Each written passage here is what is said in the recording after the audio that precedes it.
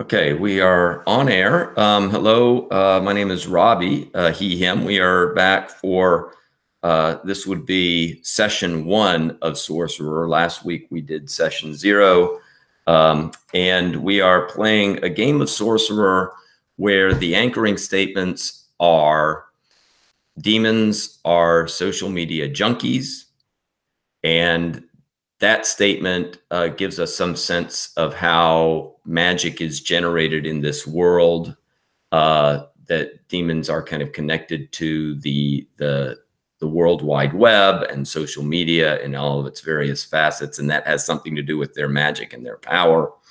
And then our other anchoring statement is the most magical place on Earth, Orlando's theme park empire. So we have a game that is set in the present day in the Central Florida, Orlando area. We know maybe we'll be visiting Disney or Universal Studios. Not necessarily, though. What this is definitely a kind of area where the attractions in the theme parks, even if you are not on theme park grounds, they still kind of the amusement park industry is such a big part of the area that it kind of has its shadow spreading everywhere. I'm going to go on and have the players introduce themselves, and if you could also just say a little bit about the character that you're playing. So Alejandro, I'll start. I'll just go left to right across my screen and start with Alejandro. I am playing Chuck, a military brat who has, excuse me, a military brat who has been abandoned in Orlando by his family when they realized he was dabbling with sorcery, and now he's working as a bouncer at a punk indie live music venue, and he has low self-esteem and is kind of wants to be valued, but doesn't really have the social skills to really make that happen. He has recently bound that's how the family discovered, was in the process of him binding his demon, which is Papagayan, a demon he picked up in Haiti when his family was in that part of the world when he was younger. Papagayan makes itself look like a black cat. It can change its shape, but it's generally just a black cat that's always hanging around Chuck. Okay. And it needs violence, and it desires mayhem. Okay. All right. And Walter? Yeah, hi, I'm Walter, he, him, and I am playing Sean McEwen, who is a clean-cut looking young man from Orlando who, works as a theme park employee, doesn't particularly love the job, but it's a job in Orlando. But he was kind of lost and then found his passion in this cult, which we haven't specified much about yet, but it's some sort of a, cult that pulls people in, probably a somewhat sizable organization in itself, that is not actually supernatural.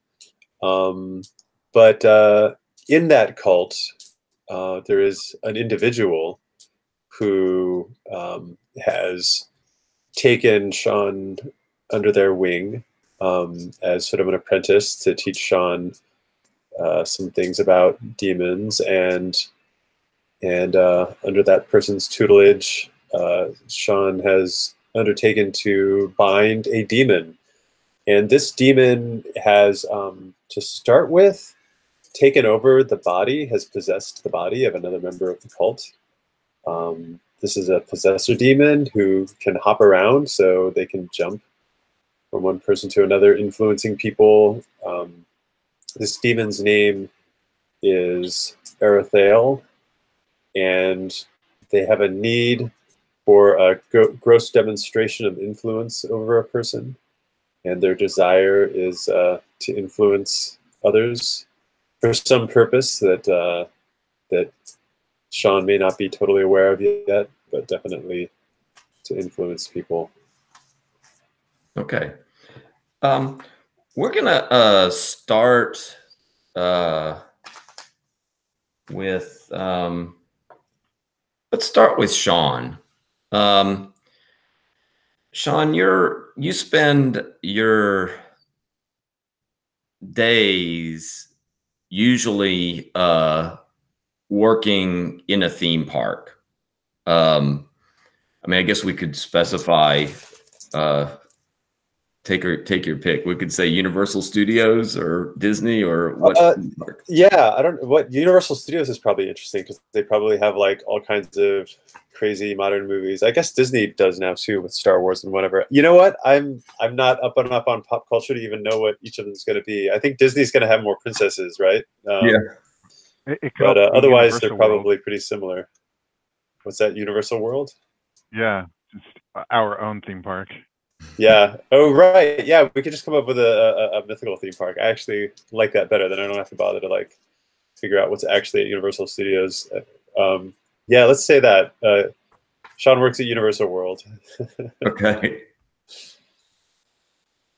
Which is a lot like Universal Studios, but could also have things that Universal Studios doesn't have as well. Yeah, and I think Sean Sean like is very concerned about what people think, and I think Sean tends to have you know, kind of like a relatively conservative sort of view of what's acceptable, at least from the outside. And so Sean presents himself as being very clean cut, and I think this falls right into like working at the theme park. I think they recognize that, and they've given him a job doing like, you know, like concessions or whatever, and he totally hates it. But like, you know, the theme park insists that he like wears some really cheesy uniform that fits the theme of whatever part of the park he's in, and you know, and you know, he's like that, you know, clean cut park attendant person who serves people their hamburgers and whatever at the themed restaurant at Universal World. Okay. Yeah. So Sean, you get off work one day and you go back to. I guess another thing I would want to specify, like in terms of where you live, do you? I mean, does the cult have like an apartment complex or something where you all reside? That's interesting. So I suppose that's a possibility. Since we haven't actually come up with a single connection between my character and Chuck and Dylan, Jenny's character, it occurred to me that, you know, my character doesn't have a lot of money. Maybe my character has a dingy apartment above the punk club that they work at. Okay. What do you think about that, Alejandro? Okay. I mean, that sounds good to me. Yeah. So you come back to the punk club and kind of make your way up to your apartment. And I don't think I've ever been in the punk club. I think I poked my head in there once, and I just like think, oh God, this noise. Luckily, I stay up late, so it's all right. I just deal with the noise. Yeah, and I don't even like the music. Yeah, I mean, I think you stay up late because you run this blog, and you know, the cult is relying upon, you have kind of your second job when you get home, which is to maintain some of the kind of social media presence of this cult. So you get up to your apartment, and you notice that the door is slightly ajar. So what do you do?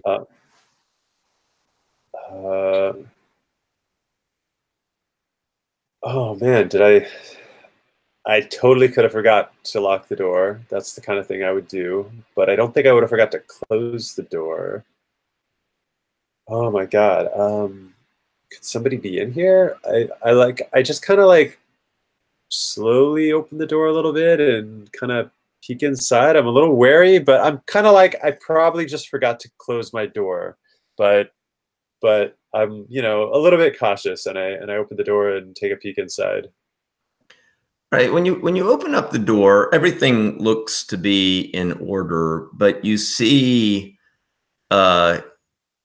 sitting down at, I guess you have like a little dining room table in that apartment, and you see sitting down there, you see your master, the one in the quilt too. And this is unusual. Like the master, usually when, you know, the two of you are kind of meeting, you would not be meeting at your apartment. Yeah, I'm really surprised that he's even here. Is it or is it a he? Maybe it's a she. Yeah, you tell me. I was going to ask you. Why don't you? Yeah, I haven't thought about my kind master of at all provide yet. a few master. physical details about the master who is kind of showing you the ways of sorcery. Yeah. So she is a kind of she's actually a somewhat heavy set woman in her late 40s. Probably her most notable feature is that she has very black hair, and then she has like one lock of white hair that starts in the front and just kind of gets like combed back with the rest of her otherwise completely black hair. And her name is Diana. And yeah, so Diana is sitting there very comfortably and says, Sean, I've been waiting for you. I hope my presence here doesn't cause any alarm on your part, but there's something that we need to discuss. Yeah, couldn't you have just texted me first?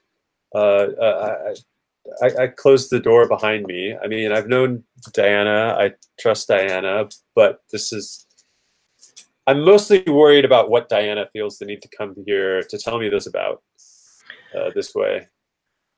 Well, yes, I could have texted you, but sometimes we need to be a little careful about kind of broadcasting things, even that things that we might think are private could be. You know how the internet is, right? You know, once you put something out on the internet, people can find it. The reason why I wanted to talk to you is that, you know, the number of hits that have been going on with respect to your blog, with respect to our group's activities have been just skyrocketing, and of course we're all delighted, and we are. Wait, what are you talking about? When I went to work this morning, there were like my biggest blog post had 500 hits on it. I mean, like that's nothing. What are you talking about? Well, I like pull up my phone. I'm like checking it. I'm like, I was slammed at work today. I have, what is there, like 1,000 people now? No, it's gone beyond 10,000. Oh my God. Whoa, what happened? I must have got some good links or something. This is awesome. This is great. I agree. Did you bring champagne? Are you here to celebrate? This is I've been waiting for this breakthrough. Well, I didn't quite bring champagne, and I do think that there are, you know, you're doing tremendous work, and I think that there are new opportunities that this is opening up for us. I didn't bring champagne, but I would say that a few local news people have expressed an interest in our group, and I have kind of put forward your name as the person who would be best to kind of talk about our group to the public. Me?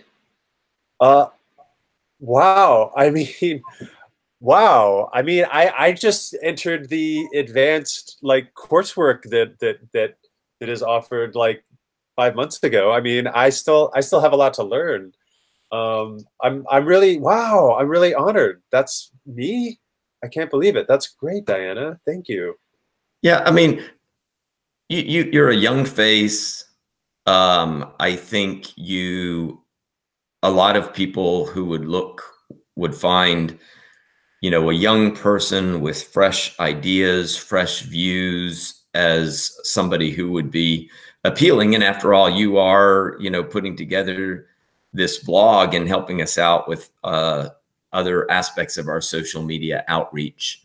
So one of the local newscasters, we will call her Sylvia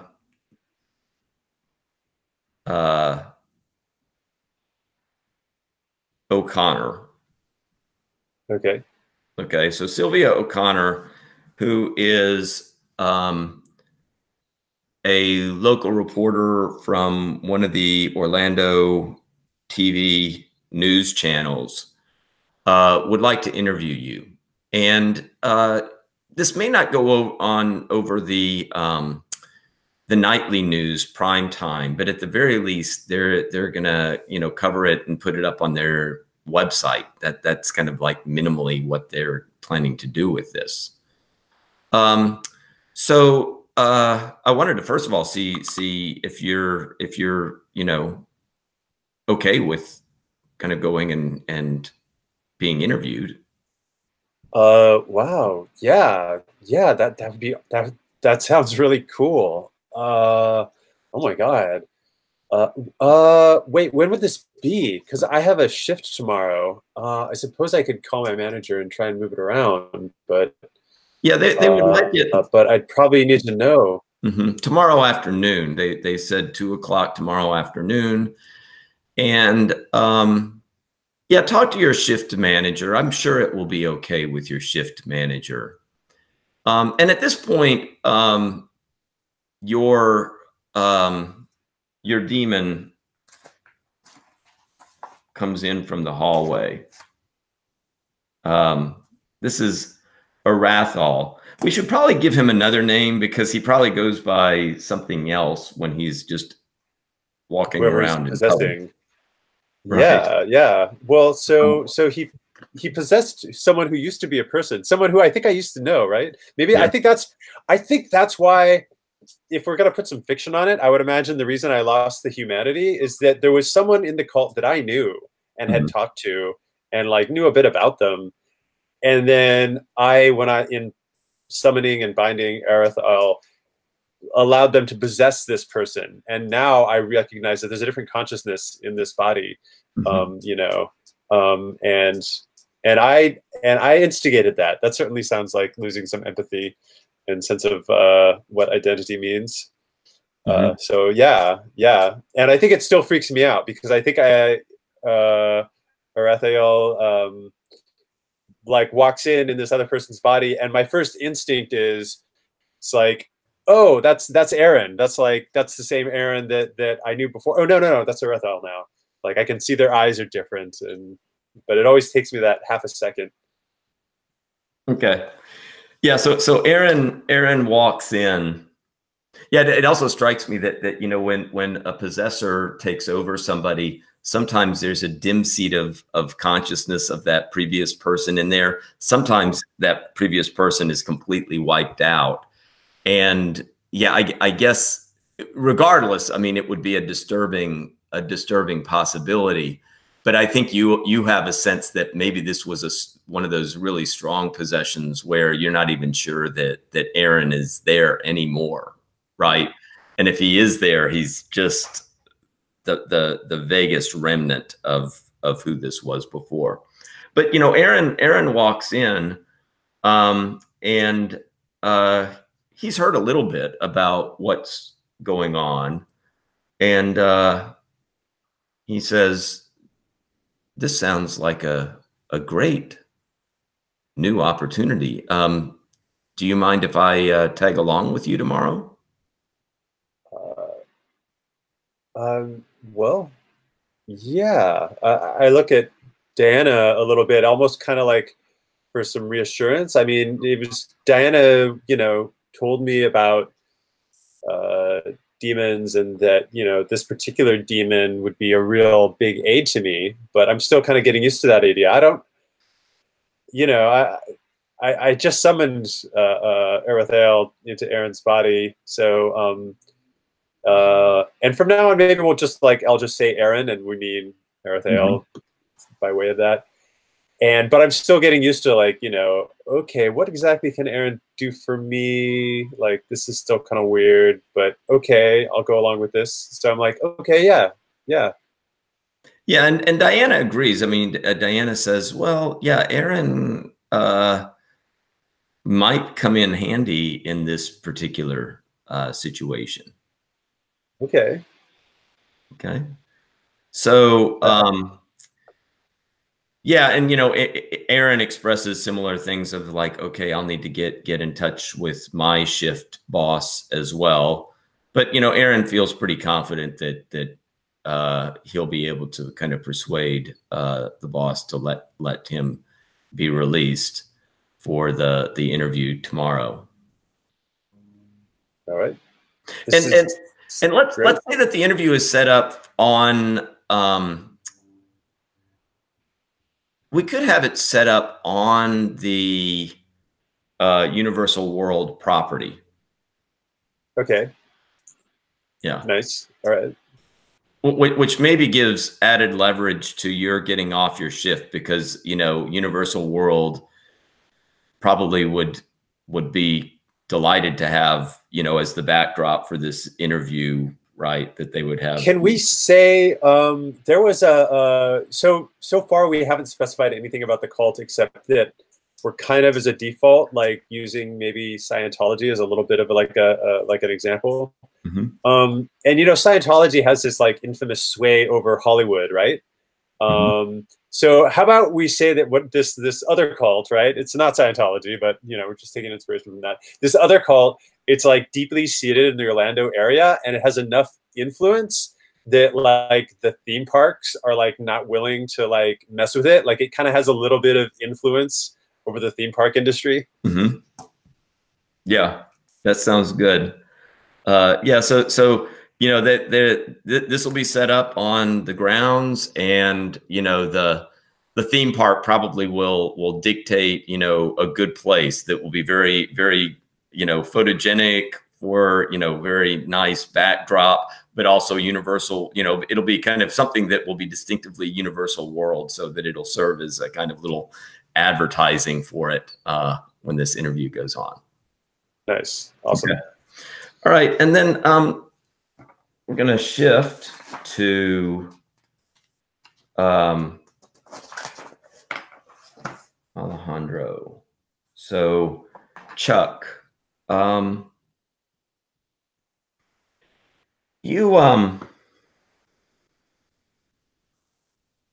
going to make this the setting the evening, when things are starting to get set up at the club. Let's give your club a name. This is off. This is kind of in a little rundown section of Orlando. It's not on theme park property, but you always get a good number of theme park employees there. I kind of imagine it as a kind of it wasn't always a club. It used to be a building that would have had some other type of business there, but then it also has it's multi-story. So up above there is a place where they rent out apartments. So Alejandro, do you have any idea for what the club name would be? Yeah, there used to be a club in LA called The Smell. The Smell? Yeah. Okay. And what would you know, when your character first arrives for the shift, what would be the first thing that you would do when you walk into the club? Yeah, so I probably show up before the club opens and just clean up, sweep, just do basics. It's not a very well paid gig, I would imagine. Um, I would imagine the the club is able to be funded and exists because of the rents that it collects above or something like that, more so than actually. So it's more of a passion project for a bunch of like kind of older burnt out punks from the 80s. Okay. So you know, you're helping to do some kind of cleanup work, some setup work before the club opens. And you get into that a little bit, and then you are surprised because you're in the main uh, area where the band would be, where, you know, people interested in really listening to the music and getting, you know, having the mosh pit and that stuff would be. But you see kind of across that room, you see one of your siblings there walking towards you. And why don't we should define the sibling a little bit more. I mean, I'll leave that up to you first. I mean, is it your brother? Is it your sister? What do they look like? Um, let's say it's my little brother, um, and he's just probably almost too young to be out on his own. Maybe he's like 18 and or something like that, and or 17 even. And not that that's too young to be on your own, but to be this far from the family and to be here or whatever. So something's going on. Um, I think he's just a typical, you know, whatever this generation is called. Just, Okay. you know. Yeah. And do we have a name for the brother? Um, yeah. So, just Billy Almanac. Okay. So yeah, Billy comes walking over, and you can tell that, and he's smiling. You know, he's happy to see you, but he also looks a little bit nervous or out of sorts. And he says, "Chuck, how are you?" And he goes to give you a hug. Yeah. I take him in my arm, in one arm. I got the broom in the other, and I take him in one arm, and I'm like, "Hey, yeah, I'm all right. I'm surviving. What the hell are you doing here? Well, I'm here to see you, of course, but I'm Do you want also a beer? here. Beer? Can I get you a beer? I, It's I, probably like 3 in the afternoon. well, and he's like, I'm not really of legal age to drink here. Yeah, but Dad isn't here, is he? No, Dad isn't here, but I need to tell you about Dad and Mom. There's been things going on that, well, it seems like somebody's after them or is trying to kind of upset them. and they really don't know what to do, and are kind of beside themselves. And Dad seems to think you have something to do with this. I mean, I told him, that you two may not be on the best of terms, but that you wouldn't be going after him or trying to kind of frighten him or anything like that. Yeah, no, that's crazy. I washed my hands of him, that day. So yeah, I would never go. I would especially never go after Mom. But uh, this is so. I don't get it. I don't get. What do you mean somebody's after after them? Well, let me show you maybe what I mean. And he pulls out a cell phone, and it's currently turned off. So he goes to start the cell phone up. It's kind of this beaten up phone. It's a phone that you recognize from its cover, as it has like a kind of pink florid cover, and you recognize it as the cover of your mom's phone. Okay, so it seems like it's her phone that he's starting up. And the screen, it kind of goes through its process to get started, and in a minute he has it going. And the screen keeps on, it doesn't seem to be operating the way it's supposed to. Okay, like the screen is kind of flashing on and flashing off. And Billy is saying, this crappy phone, she should have gotten it replaced a while ago. But ever since I took these pictures, it's just going completely haywire. But let me see if I can bring these pictures up to show you. Okay. While he's saying that, I kind of like look for Guyan, and just kind of, I imagine Guyan's probably like in some rafter above us, just kind of listening in. All right. You look at Guyan, and Guyan doesn't seem to be acting normal. Okay. You see Guyan, she's watching. I don't know. Is Guyan a boy or a girl cat?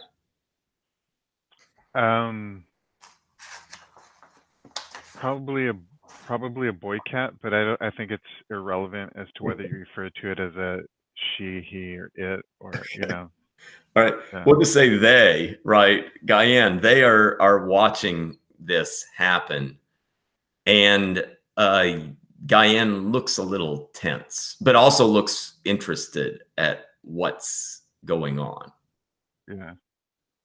So like as the pictures as the picture's coming up and my brother's holding the phone, I kind of put my hand behind his phone and just kind of angle it a little bit, like so that Guyan can get a better view as I'm looking at it, Mm-hmm. So just casually.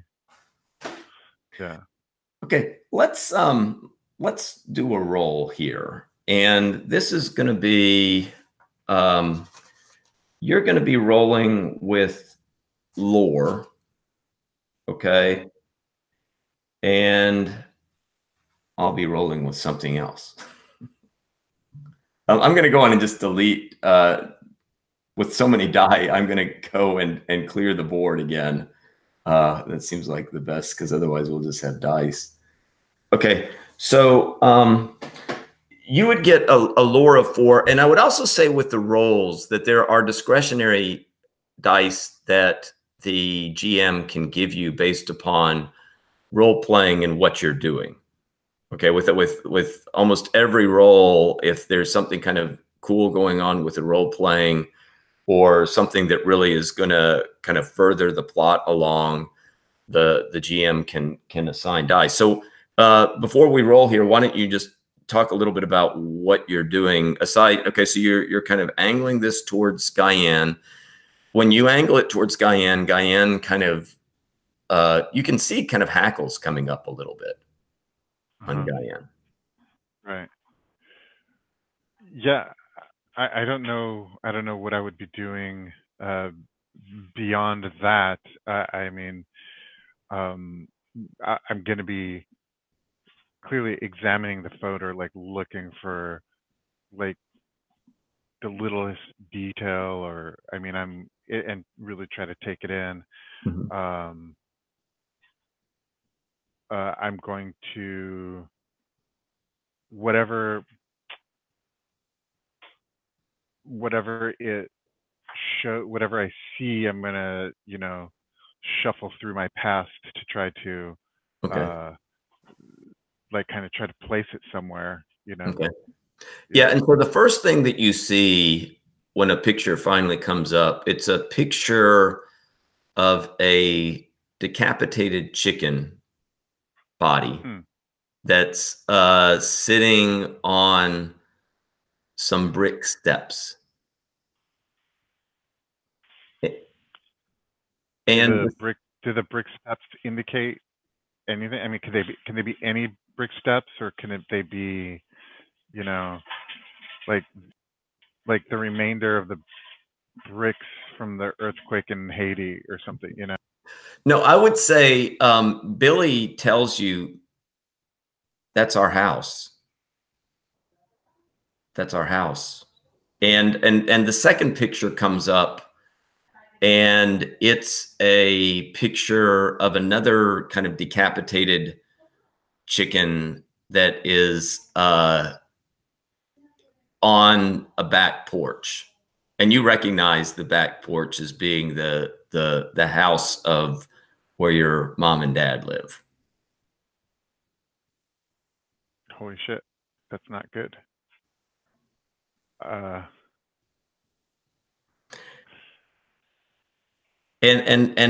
when after the second picture comes up, you feel some heat coming from the cell phone, and you also have the flash, like the cell phones where they have the flash for the camera. The flash goes off on the phone. Like it just took a picture of us? Yeah, maybe.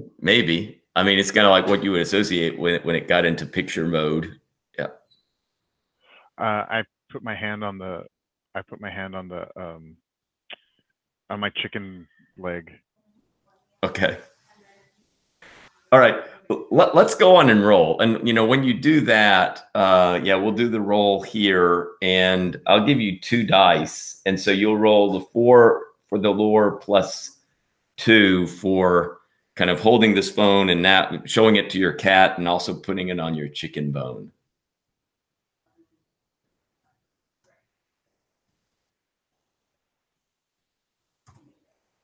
All right, so I got yours there, and then I'm gonna throw mine. Okay, so the way this goes, you've got a success on this, and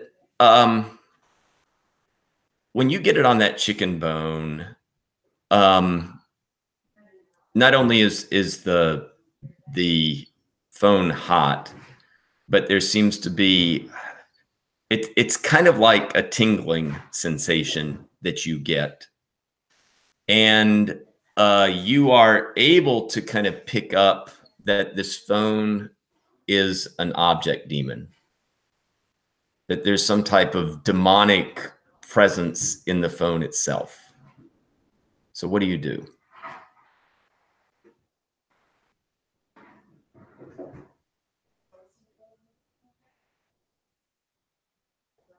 You're muted.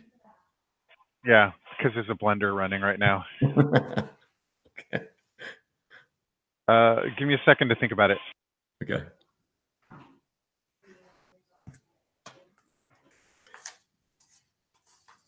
One of the few times I'm glad that the blender's dying.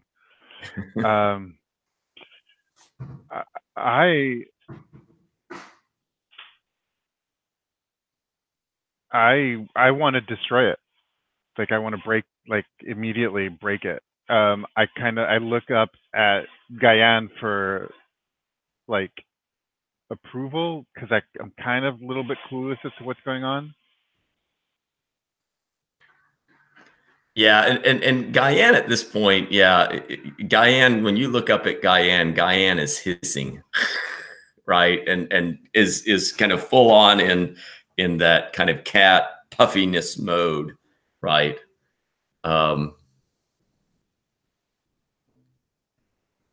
What can I do to destroy it? Like, how do I?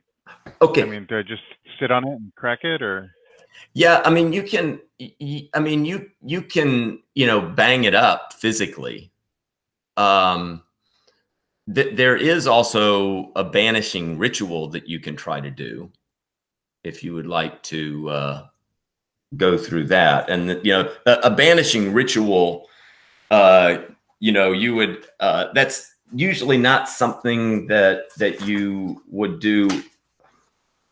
Like in this case, maybe not do it on the spot, but you could kind of set up a banishing ritual if you were kind of interested in doing that.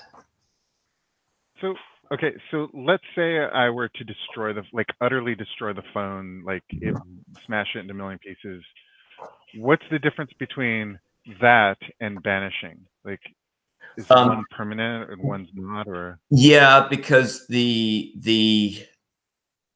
demon, I think, if it's not banished and it's just the physical form that gets destroyed, I think what that demon would try to do is it would try to enhance,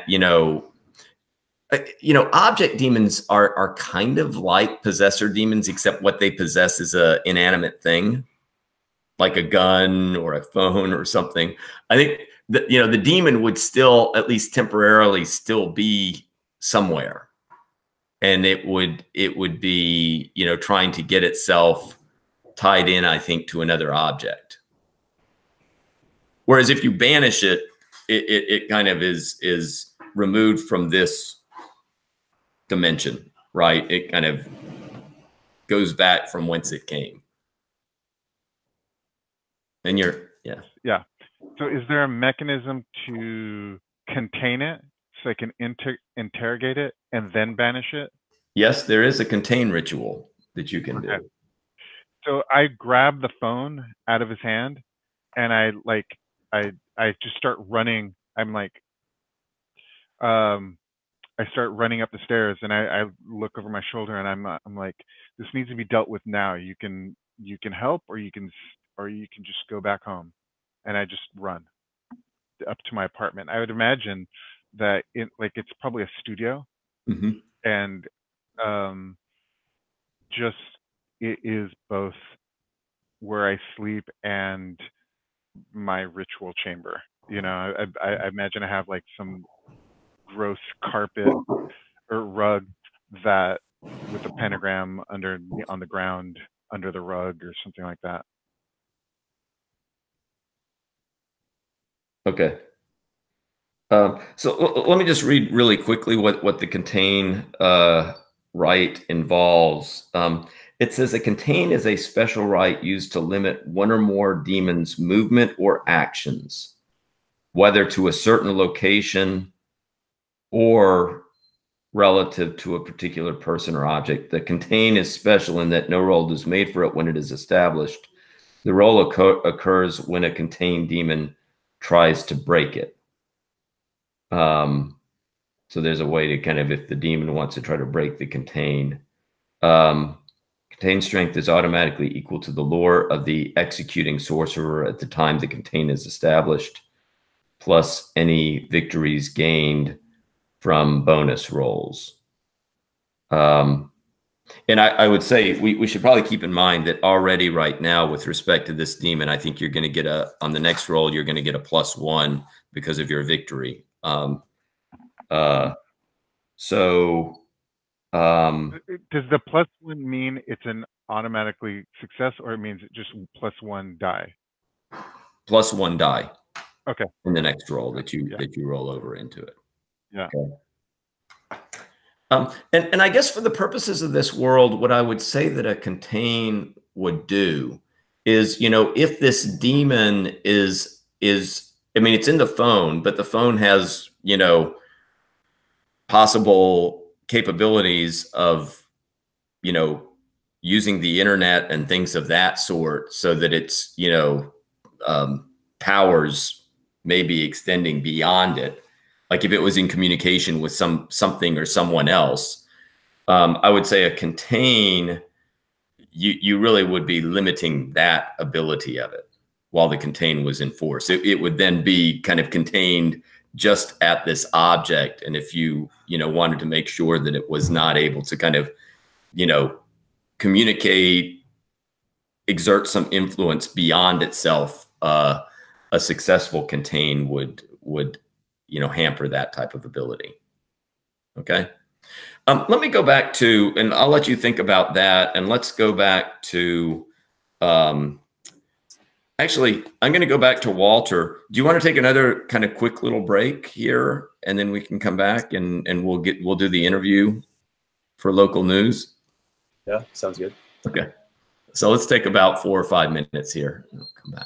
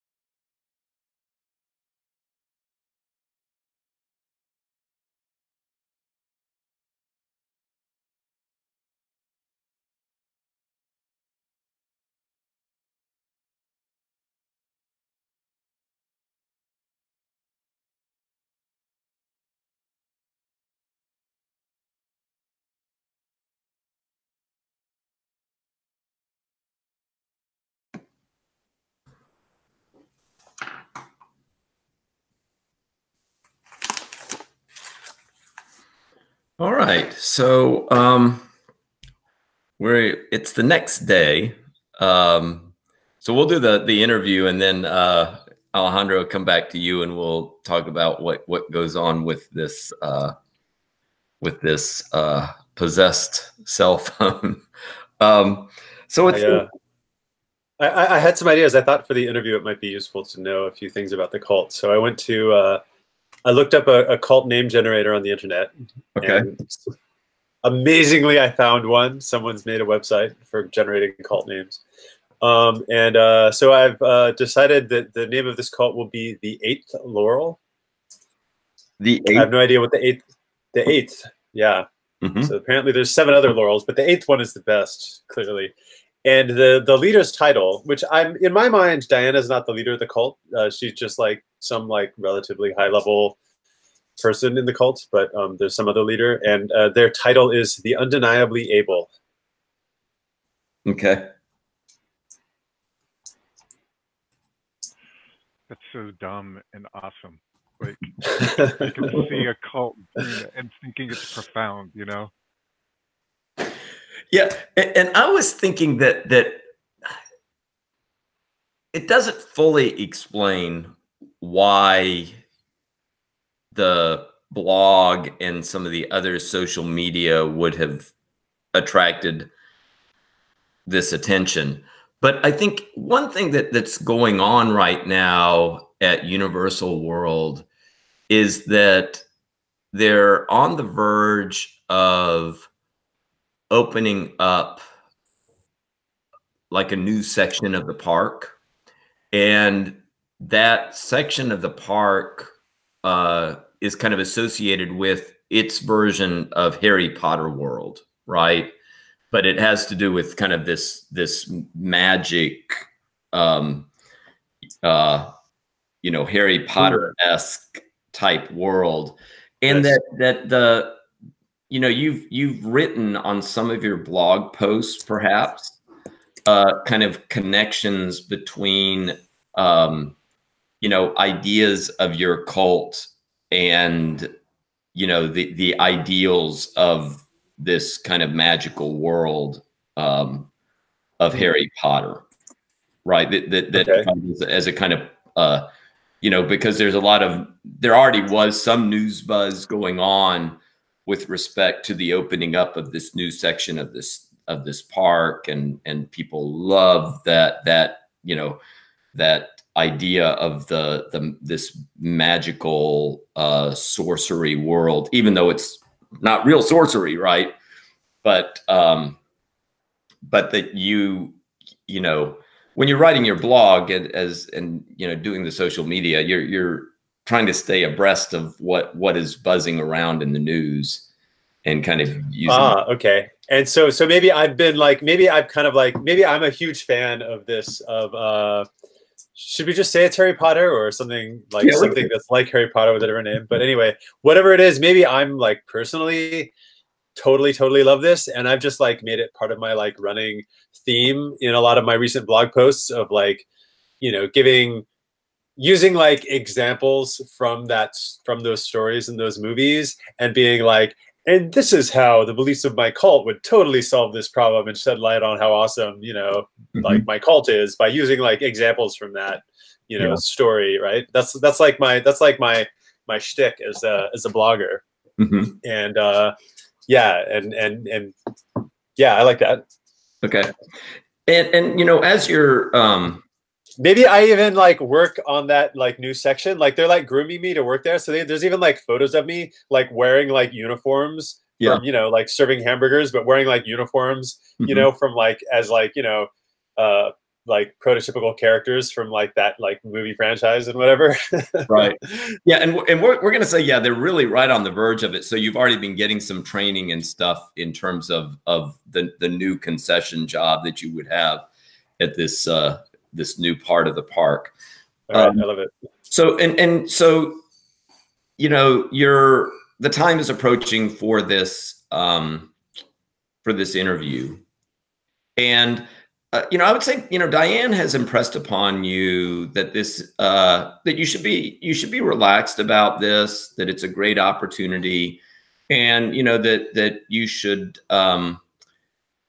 try to present the cult in the eighth laurel. You should try to present it in the best possible light, right? That this is a chance to get the name of the eighth laurel out there, and to just try to be yourself, try to be relaxed, and try to use this as an opportunity. Don't go into details about what our beliefs are, but just try to kind of connect our beliefs and ideas in the most general way to things that you think would be popular in today's world.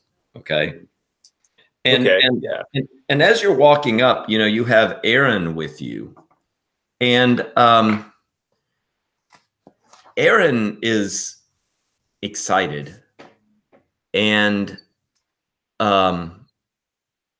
he's excited in the way that you see Aaron get excited when he wants a need met.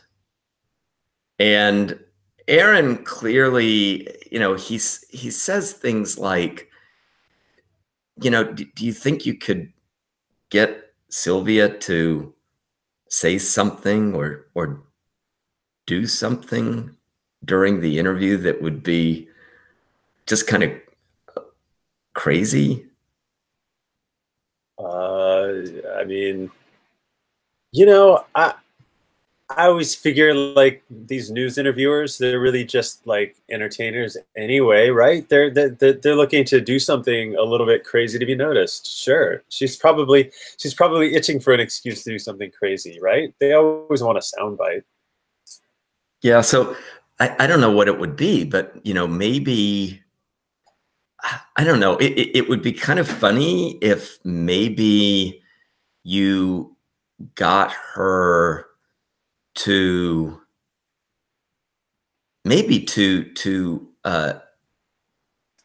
take an oath by one of our principals of the cult. That would be interesting. Huh. Oh, I know. I will play up the that scene from the second film where they like swear an oath to the good wizard, right? And then I'll like lead her through that and be like, let's swear an oath to the good wizard, right? And then but then we'll do the invocation of the eighth laurel instead. She won't even know. That'd be fucking hilarious. That's a great idea. Okay. And when you say that, and when you show your enthusiasm for this, that Aaron is just beaming, right? He's just like, oh, this is going to be great, and right, this interview will have broadcast all over, the internet, at least, that this kind of strange oath taking thing that would be going on with the interview. Okay. So, you approach it's a pleasant day. It's the afternoon. That they have kind of set this up so that in the backdrop would be visible part of this new section of the park, right? That is about to open. So they're looking, to have that there as like more kind of media buzz. And Sylvia O'Connor is there. She's wearing, she looks very professional. She's a younger reporter, because, she's the type of reporter that is kind of getting her feet under her. She most of her interviews are not going out on the nightly news, but are just kind of part of the internet presence of the news station, right? So she'll do these little minor stories, side stories that she would be doing. And when she sees you, she walks up to you and introduces herself. She says, "You must be Sean McEwen. Is that right?"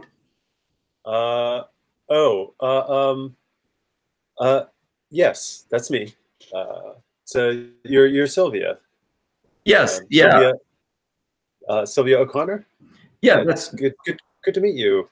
Yeah, nice to meet you. And I'm really happy that you took some time out of your day uh, to be interviewed by me. Oh well, I'm really I I'll be honest, I'm still a little bit, like yeah, I'm really thankful that you want to interview me. This is great. I'm looking forward to it. Thank you. Yeah, and have you ever been interviewed on TV before? No, I haven't. I mean, is there like, yeah, I'm not sure what I'm getting in for, to be honest. Like, I don't know if I'm gonna have to be mic'd or what, but I'll do my best. Okay. Well, I would say that the thing about this is to, take a deep breath, just relax.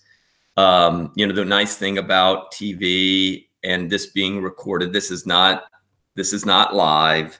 So, if you stumble or if I stumble over part of the interview, we can always kind of back it up and, uh, make some edits to it. So, I mean, this is, going to be, I hope a pleasant little interview that we have, and there's really no pressure on it. We just want to find out a little bit about your blog and some of these kind of connections that you're making between the Eighth Laurel and Harry Potter, which seems to be something that seems to be very appealing, and just find out a little bit about yourself, because we were told that you are the person who helps to put that blog together and that's doing some of the other kind of social media stuff with the Eighth Laurel that's kind of taking off. It seems that you're becoming very popular. There's a lot of buzz going on right now. Yeah. Let's talk about it. It's great. Okay, so while you're conversing, you're kind of walking over, and there's a single person with a kind of camera on a small tripod, and Sylvia shows you this area. She says, "Okay, well, she kind of gets things kind of positioned and kind of set up, and converses with the camera operator, and the two of them make sure that the kind of framing of this all looks good." And she says, "Okay, are you okay to start the interview now?" Sure. Okay. Yeah. Okay. So the camera person, I kind of straighten my. I think I'm actually still in like my my like Universal World uniform, right? That looks that is like in the style of like the wizards in the film or something. Yeah. And she starts off the interview just introducing you, and she'll start off with just a basic question about yourself. She says, "Hello, this is News Channel 6, and we are here right in front of the new Harry Potter section of Universal World, and I have with me today Sean McEwen, who is not only a worker at this park, but he is also a kind of becoming something of an internet sensation. He is with a group called the Eighth Laurel, and there's been kind of great attention that has been generated with the Eighth Laurel, due in part to Sean McEwen's work. Sean, could you just say a little bit about yourself and how you first got involved with the Eighth Laurel? Oh yeah. So I was going to Orlando Community College, and one of my classmates there was telling me about it, and the more they told me about it, the more I realized that there was something just really grounding in what they had to say.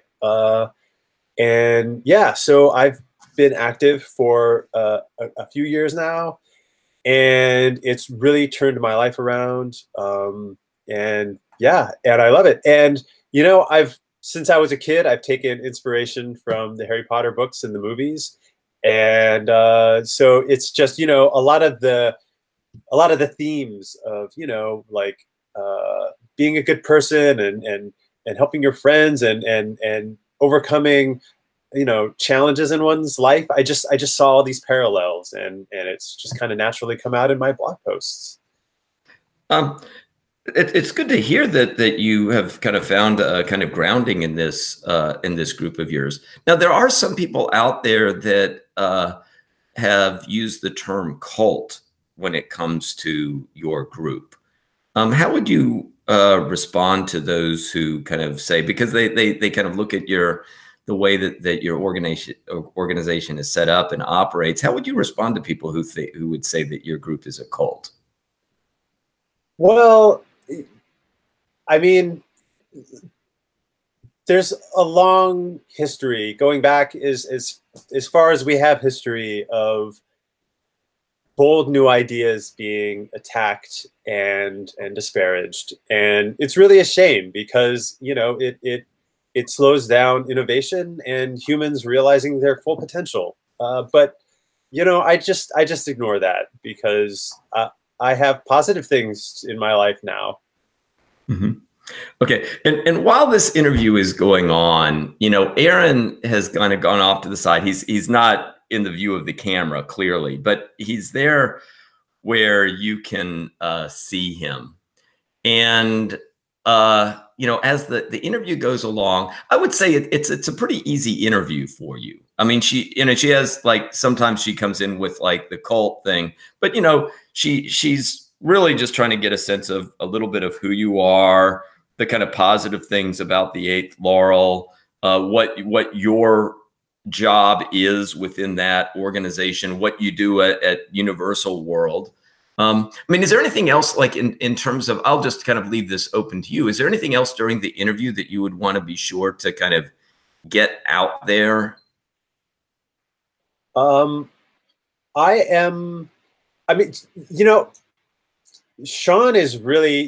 does not have himself any motives other than looking for a sense of identity, and as part of that, like a feeling of being important, a feeling of mattering. Mm-hmm. Right. And so, like, I think there's people higher ups in the cults, in the Eighth Laurel, who have motives to do this or do that, or but I think Sean really just is like excited to belong to the Eighth Laurel, and just feeling like he matters, to put on a good face, is really 100% his motivation right now. Like, he's thrilled to just like be the face of the Eighth Laurel. So yeah, he's just going to be there and be the poster kid. He's okay. 100% on board with that. Okay. Yeah. So the interview kind of goes along, and I would say you do get to a point when you're kind of going into a little bit of the lore of Harry Potter, right? And what that is all about. And you start kind of talking about this new expansion that's about to go up, and you also kind of talk about what has made the Harry Potter aspect so something that has really kind of taken off, and how it has to do with the movies that have come out. So there definitely is an opportunity now. And when the movies come up, you see Aaron's eyes light up. It's like, oh, you're getting into the movies now, and he's like pointing at you, saying, "This is it, right? This is the chance for us to talk about that scene from the second movie and the oath." Okay, nice. Do you want me to roleplay that now? All right. Yeah, let's roleplay it. But I also think some of your demon's abilities could come into play here, right? Because you're trying to kind of get. Oh yeah. That's right. I have like powers at my fingertips here. What are those things? I was looking through them before. Well, yeah. So you have hint. I have perception. Perception, hint, and confuse. But I don't have telepathy or mind sense as part of the perception, just like vision, smell, aura reading. And it's a curious thing, but in the world of in this game, there really is not really a direct mind control type thing that you can do. But let me just go and read very quickly what some of these relevant things would do for you. So Hint, the demon rolls power versus the will of the target. And if that is successful, the target rolls humanity versus the victories. Failure. What is that? Is that to use a power? What it says, okay, so the target rolls humanities versus the victories. Failure of the first roll means hallucinations. Failure of the second means terrible convulsions. Success on both means the target player may ask one yes or no question to the GM and be answered truthfully. Are you reading Taint? No, I'm reading hint. That's the hint. Oh, okay. Ability. Oh yeah, I haven't reread my abilities since last week. I forget what they do. And then I was reading Confuse, which lets the demon can roll their power against someone else to like have them basically fail at what they were going to try and do. So I'm thinking like in the fiction here, it could just be something like, you know, like I could just like tell her something that's like, you know, maybe she realizes it's not true, but using the Confuse, she would like go along with it anyway.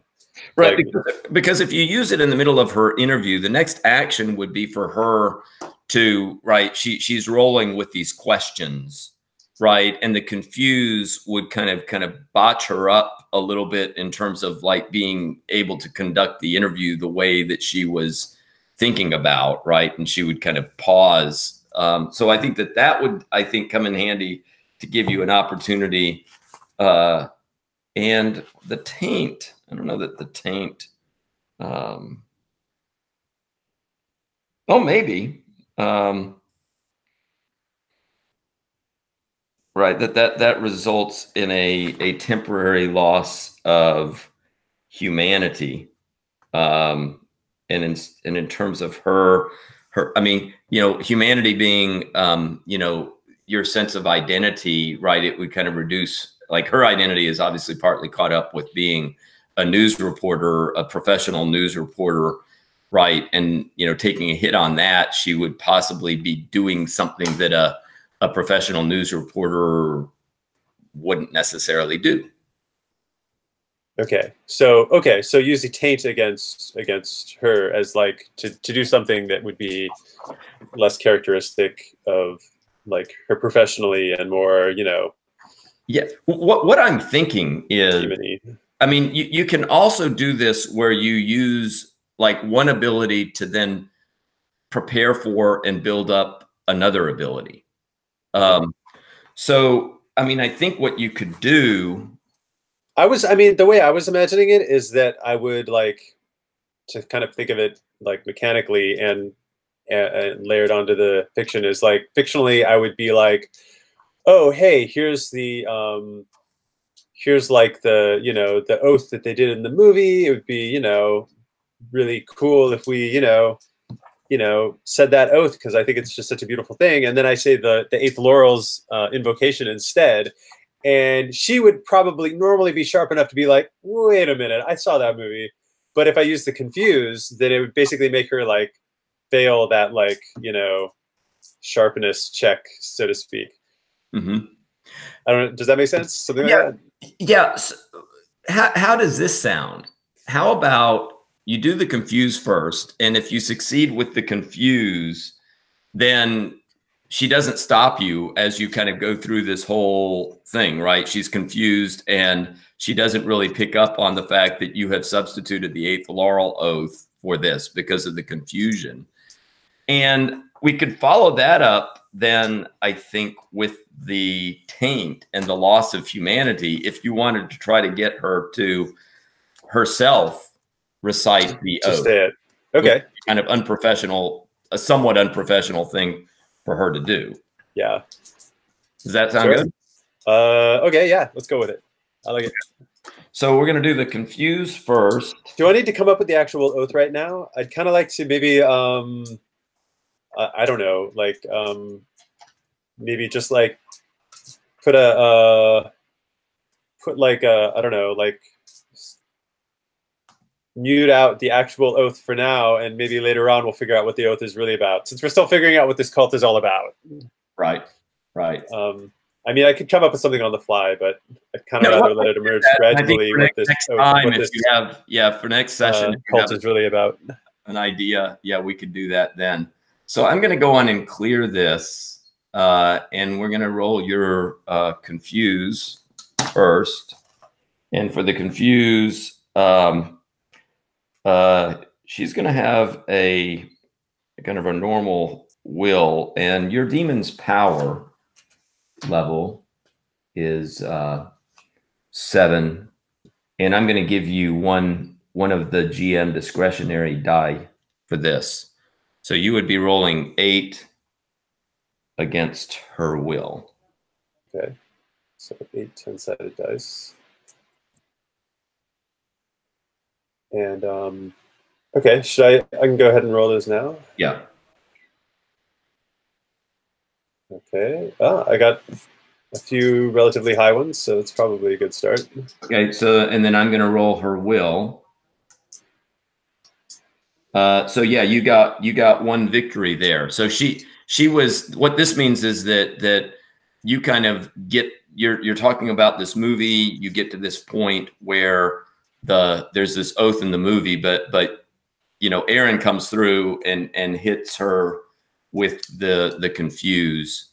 And I would say, you know, while this is going on, you know, it's, you know, this is an area of the park where it's not open yet, so that, you know, there wouldn't be a lot of people. I think if there were a lot of people around, there might be some fear that somebody might see Aaron doing something odd, but there really aren't enough people there to take notice of this. And certainly, you know, Sylvia's not looking at Aaron and the camera person's not looking at Aaron. So the confuse goes off. And so in the middle of this interview, you kind of break into this, you know, 8th oral oath instead of the other one. And she doesn't pick up on it, right? She's kind of just, right, confused at that point. And you kind of see a little kind of dazed look come into her eyes. And she's just kind of like following along, but it's not even clear that she really is following along entirely with what you're saying. Okay. Nice. And then the taint,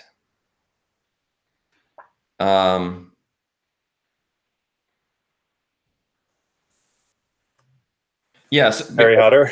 because right. The special effect of taint includes physical as well as psychic malformation.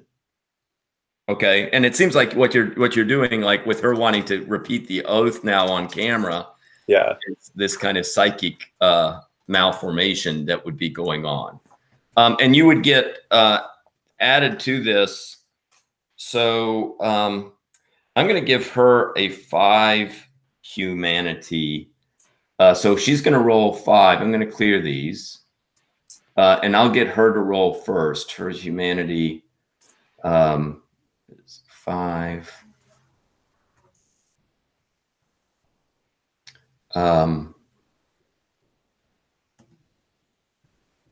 Well, pretty good roll, and yeah. So I get 7 for the demon's power. Yeah, 7 plus you get 1 from your other victory. Okay. that would be going on. All right, see what I get here. Oh, she won. She won, right? So you know, when you're trying to get her to recite this, you know, she hasn't realized what you've put in there, right? You know, she's been confused about like this, but now she realizes, oh, you're trying to get me to take this oath, but she thinks it's the oath from the movie, and she says, oh, I don't think we need to, you know, you see her kind of shaking her head a little bit and says, I don't think we need to kind of recite the oath like they do it in the movie. You know, so yeah, so she won't do the recitation, but provided, you know, you do know that what is caught on film right now, or at least the digital film, is you know, this kind of substitution of the of the 8th Laurel oath that still is there on camera. She was successfully confused to be like, yeah, that was the oath that was in the book. Yeah. Yes. But then when she comes back, she's like, okay, but I'm not going to repeat the oath on camera. That would be too silly of me to do something like that. Okay. Okay. Okay. So let's go back to our possessed cell phone and see what goes on with that. So Alejandro, do you want to, what do you want to do with this phone? I ripped it out of my brother's hand, and I'm holding it such that the camera, I'm blocking the camera, like, so the lens part is pointed towards my palm. Mm-hmm. And I'm running up to my room to contain it. And I'm looking at, and I look over as I'm doing that, I look over my shoulder to my brother, and I'm like, you can help, or you can go back home. Your brother is like, what's going, I mean, he's running after you a little bit as you go up and says, what's going on? I mean, it's just that crappy phone. I put my hand on his shoulder, like I stopped, turn, and put my hand on his shoulder and look straight in his eyes, and I'm like, things are not as simple as you think. And then I keep going. Okay. I guess what he does is he follows along a little bit and says, do you want me to come with you?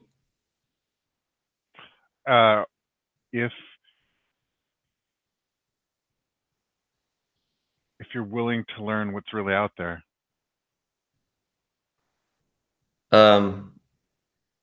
You know, he in the Matrix, which was the red pill and the blue pill? What was the red pill was being awakened? Yeah. Right. Yeah. So I'm like if you're willing to take the red pill. And Billy says, Chuck, I don't, you know, I've never seen you like this. But you know, I am worried about what's going on with, you know, our family right now. So, yeah, so Billy will kind of cautiously kind of follow you up to your apartment. And Papa Guyon is also, I would say Papa Guyon is like, knows where you're going. And so your cat is leading the way. Yeah. You know that right. Your cat is going to be up in your apartment. Yeah. So we get there. I open the door real quickly. I go in and I throw the carpet, the rug aside, and there's a pentagram with weird like sigils painted onto it. And then I go into my cabinet and I have like this big mason jar with like weird sigils sharpied onto the outside of it. Mm-hmm. And I drop the phone in there, and then I put the phone down on the center of the pentagram, and I pull out this small like little silver knife. It's almost a sharpened letter opener type thing. Mm-hmm. And I grab my brother's hand and I cut his fingertip like enough so it can bleeds pretty good. Mm-hmm. And then I grab the jar and I start tracing the sigils over with his blood. And I think that this doesn't really do anything, add to the spell. It's more like I'm kind of intentionally freaking my brother out because I know that that's what Guyon, like mayhem, kind of creating a little bit of mayhem. And violence. It's like I'm doing this to just kind of appease my demon.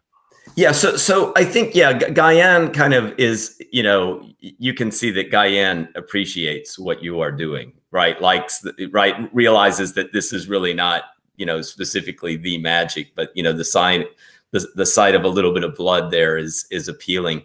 And let's just say that for you know, the purposes of this ritual, you know, that to kind of pull it off, I mean, you know that there's a contained ritual, but you know, to pull this off, there's something that you kind of you can pull information off of, you know, you've known in the past that you've been able to pull some information out of the internet in terms of, like, you know, following up some obscure links and hashtags and things like that, that you've been able to kind of get in touch with the kind of demonic sorcery information that you need. And so, you know, you have a laptop sitting there, right, that would be, you know, available for you to use. I think that there's this weird website that I discovered that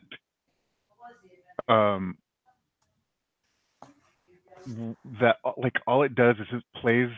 Do you remember the old modem sound? Yeah, that's like all it does. And people think it's just like a messed up website, but it's really like a chant. It like functions as a chant for this type of work that we're doing. So I put the jar on there, and I have my brother sit cross-legged on one thing, and then I run over to the computer and I punch up this weird, like, electronic chant type garbled white black noise. So you have this kind of curious combination of, like, what seems to be some old traditional, you know, stereotypical thing going on with the blood of your brother and the pentagram, but you also have the kind of chirping of the modem sound going on. So a contained, let me just read this. So you don't need to roll for this. A contained demon absolutely cannot move itself outside the contained's boundaries. And I guess the boundaries would then be the phone itself and the mason jar, right? But it's not going to be able to kind of get beyond that. The demon is also immune to banishment as a consequence of need or lack of host or master, right? It's just kind of stuck there. Because normally, like, if you have an unbound demon, or if there's a demon that's not contained, but it doesn't have its needs met, it tends to get weaker and weaker. And eventually, if it goes for too long without its needs met, it goes back to whence it came. So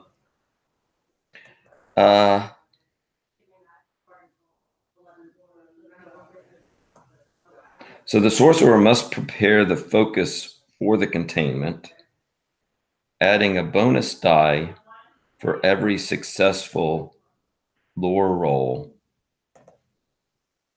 against his or her own stamina, which represents the concentration necessary. And the containment isn't tested until a demon challenges it, which then determines whether it was well made or not by a basic success roll.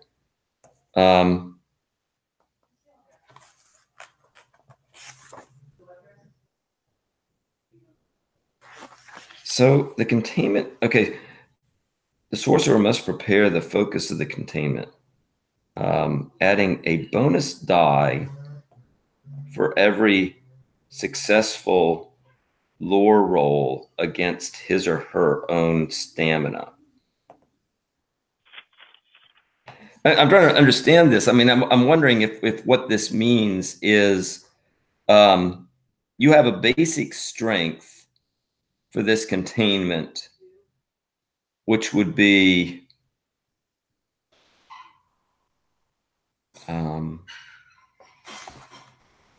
yeah, the strength of the containment is my lore. Mm-hmm. And then I can roll my lore against my stamina to increase the strength of the containment. Yeah, I think. Yeah. Right. So why don't, that's the way I understand it. So that you know, you get a kind of basic strength, but with rolling lore against your stamina, you would get added strength to the containment.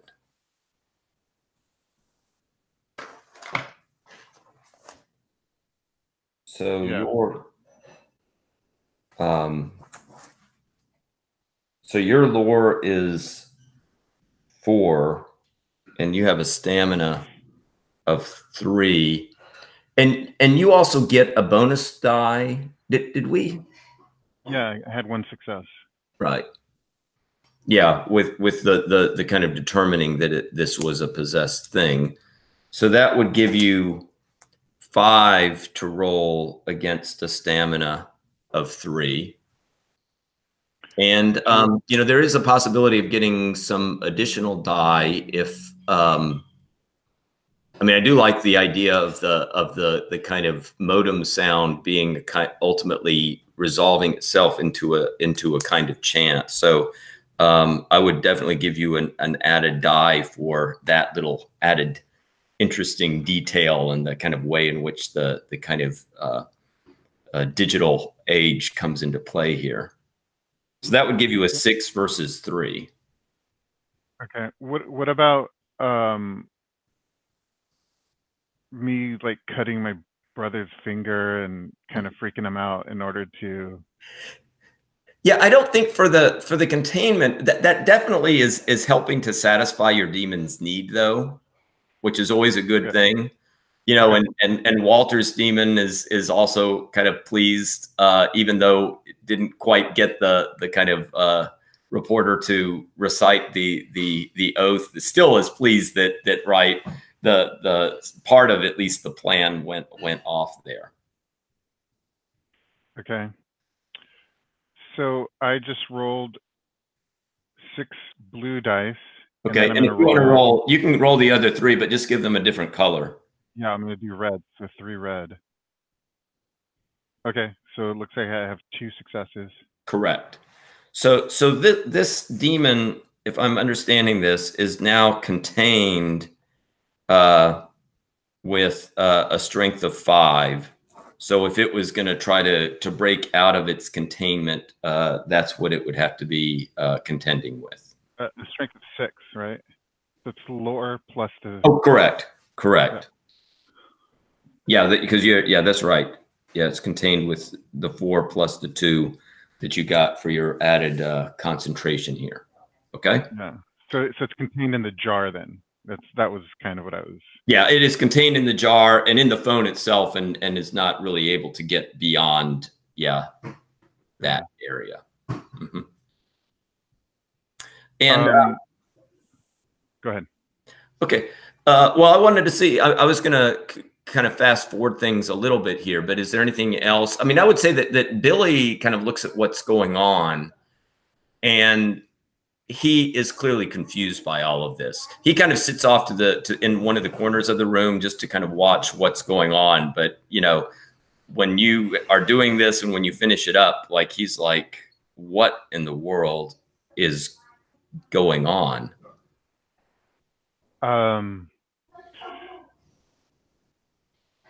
Well, little brother, there was a demon possessing mom's phone, and I've kind of trapped it.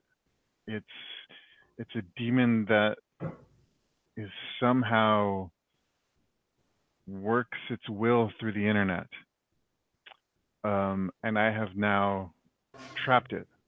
And now I hope to find out what it's doing and what it's trying to do, or like what you all have to do with it and why it's sending chickens to your doorstep.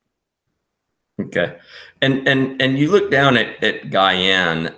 Guyan is hanging out by the jar, and Guyan looks very pleased, and is just kind of contentedly kind of walks up to the jar, sits by it, and then you can even hear a little bit of a purr from Guyan as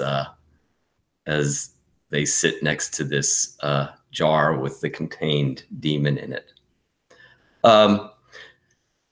And you know, Billy, he's processing this. He's like, okay, I don't really understand. This is a little strange to me, and I'm not sure exactly what's happened to you, but I'm glad to see that you seem to be doing okay. And you know, I would say also at this point, you get a knock at the door.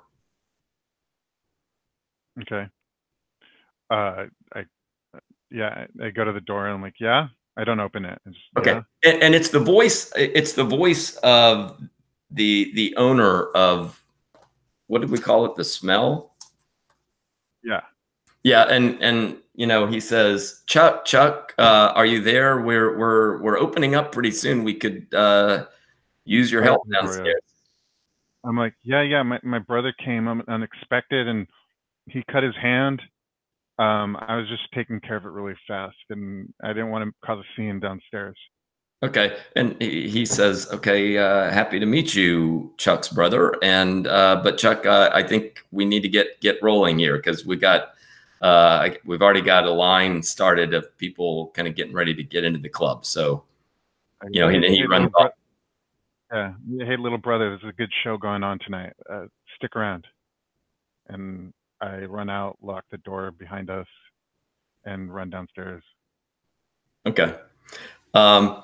And let's go switch back to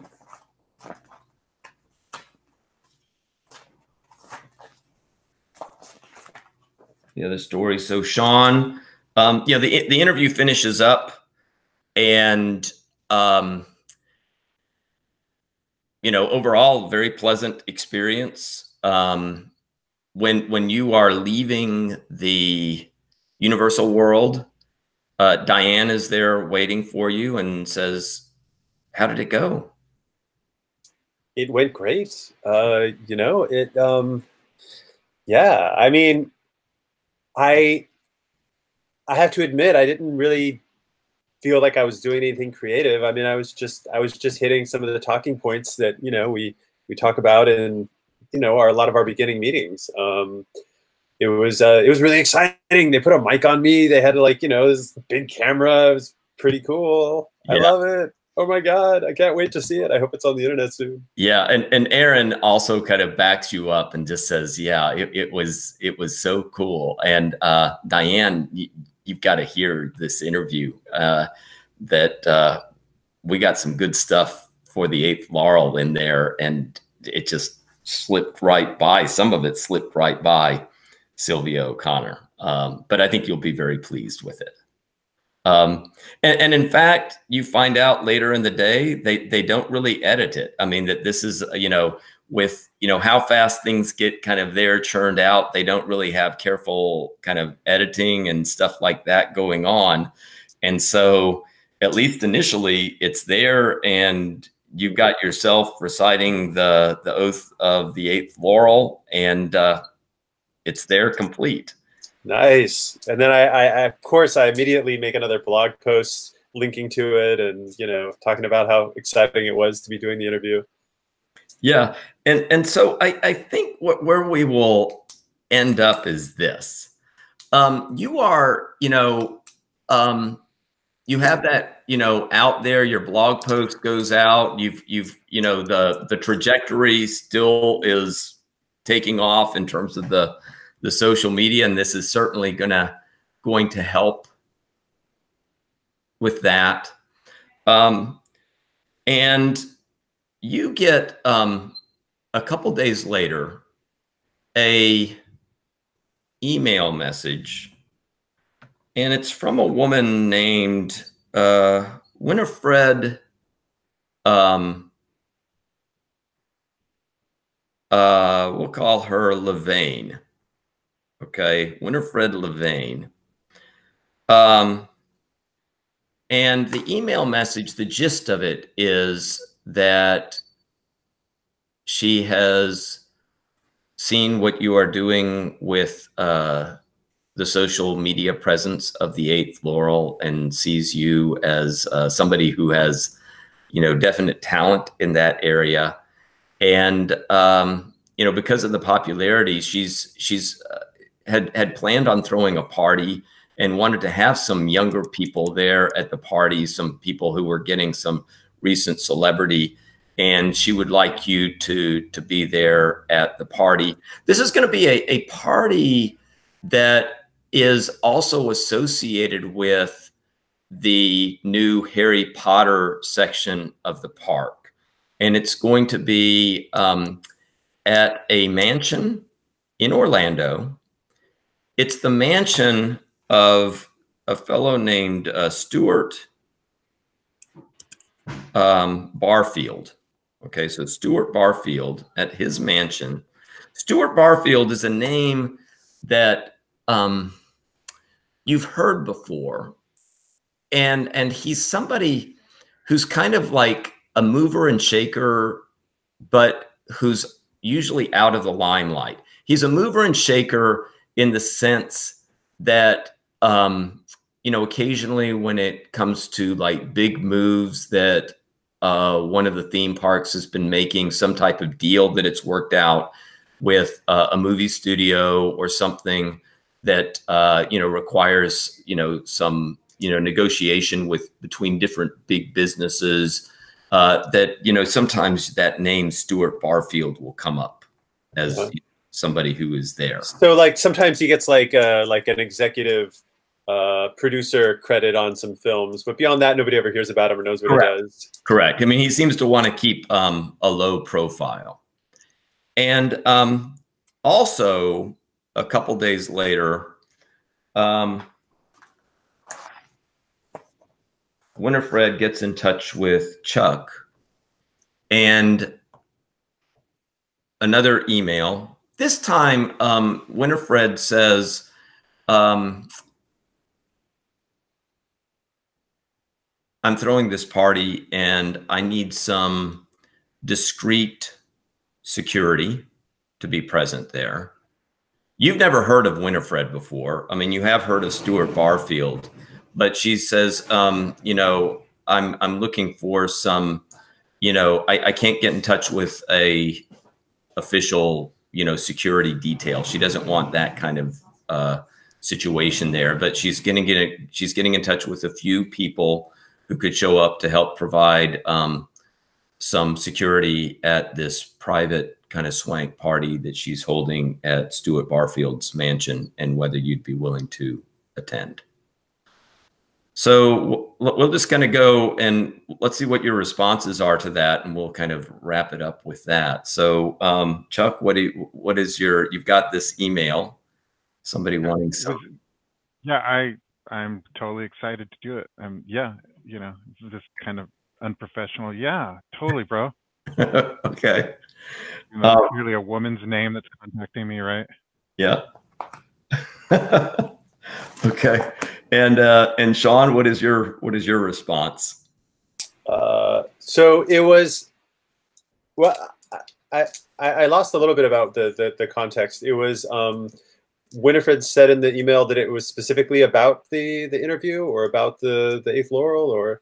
Well, clearly, yeah, she presents that she's aware of this interview.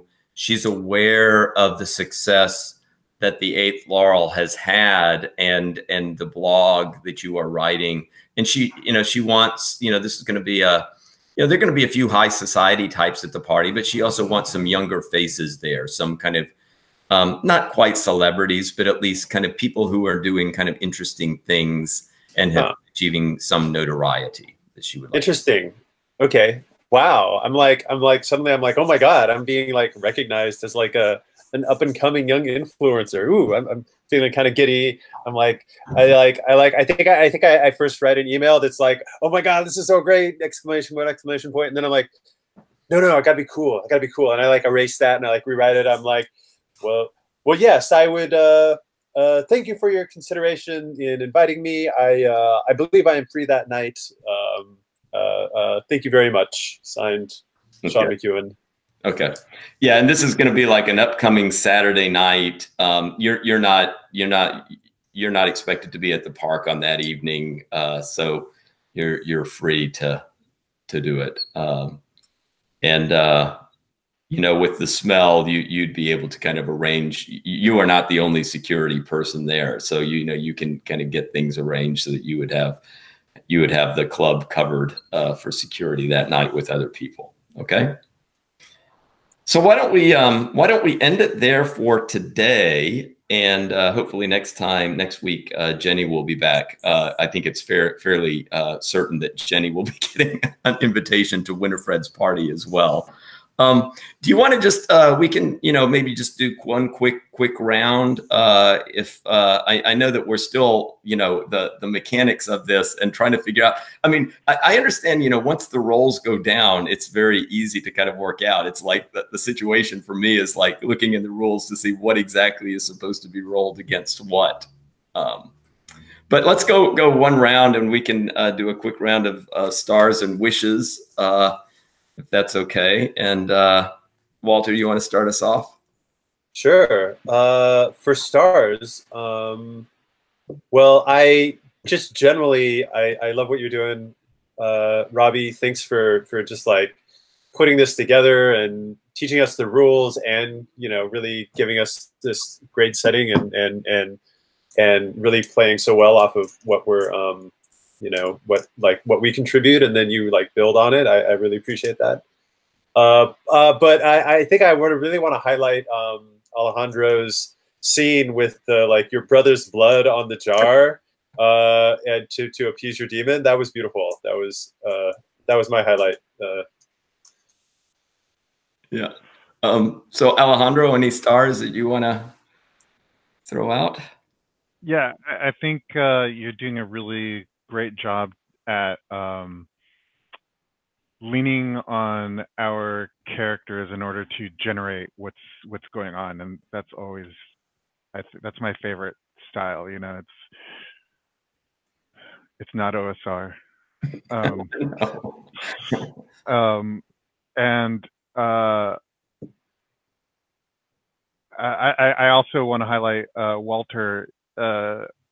I thought that was a brilliant idea of including like sneaking in your cult's ceremony or whatever into the interview. It didn't pull off, but the idea was spot on. Like that was good. That was really good. Yeah. Yeah. No, I mean, and I like that idea as well. And maybe it didn't pull off 100%, but at least it floated this oath, right? That kind of gotten supplanted in there. And the way that news media works these days, I mean, there is not nearly as much editing that's done. So, people could slide, all sorts of things, into the media, and it could be some time before anybody catches it, if it even gets caught, right? That there's this kind of goofy thing going on in the interview. No. What's going to happen is like all the fans are going to pick up on that, and they're going to see what happened, and they're going to go, "Oh, this is like real," and it's going to become like one of those Bloody Mary things that kids do in the bathrooms, but then they're actually invoking this real ceremony and they don't know it. And I don't know. I think that there's the potential for a lot of just terrible chaos. I love the idea that the Oath of the Eighth Laurel will become, it'll start to make its way around as like an internet quote, where it's like, it's not credited as being from the Eighth Laurel. It'll just be like the actual Oath of the Eighth Laurel. And then at the bottom, it'll just like be attributed to, Perry Hodder.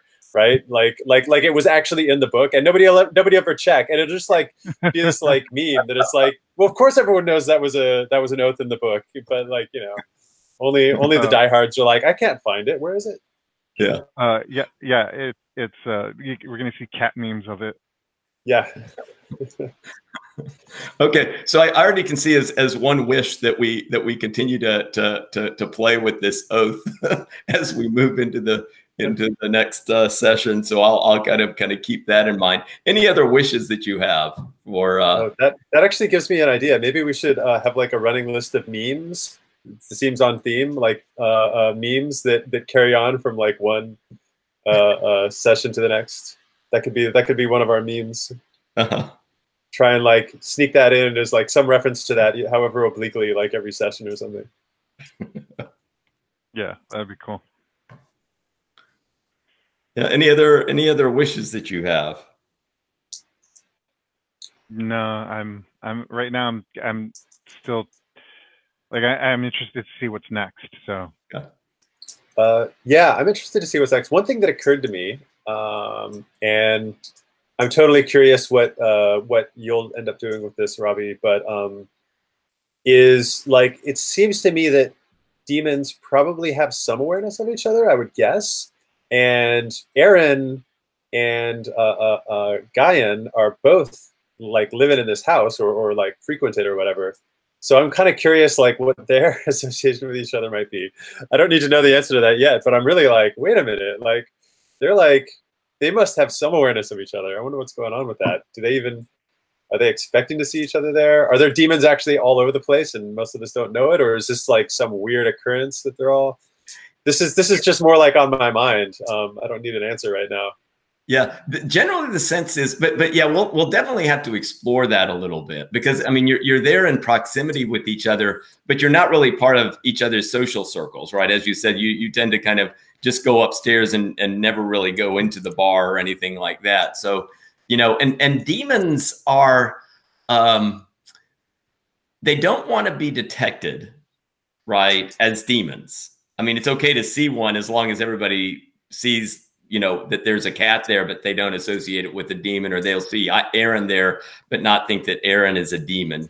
But you know, I think demons can get a little bit skittish, at least initially, when they see another demon, because, you know, generally this is very uncommon in the world, right? That you don't have just a whole bunch of demons walking around. So they are kind of unusual and special. And so when one demon spies another demon, at least the first time, there's like, okay, what is this demon up to?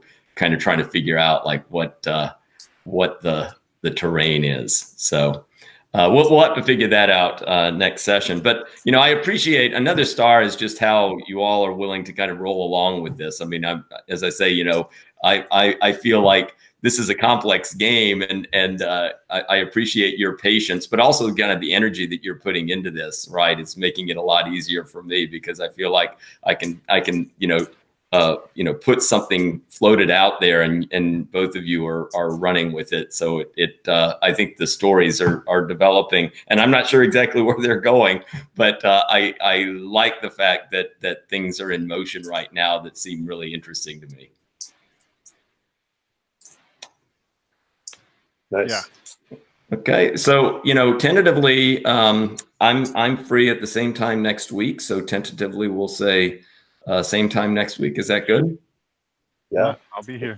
Okay, and then are you okay in terms of the broadcast? Is it okay to make that public? Yeah, yes. Totally. Okay, very good. Well, have a good rest of your weekend, and I'll see you back here Saturday morning. Walter, can I ask you a question after the thing goes down? Uh-huh. After the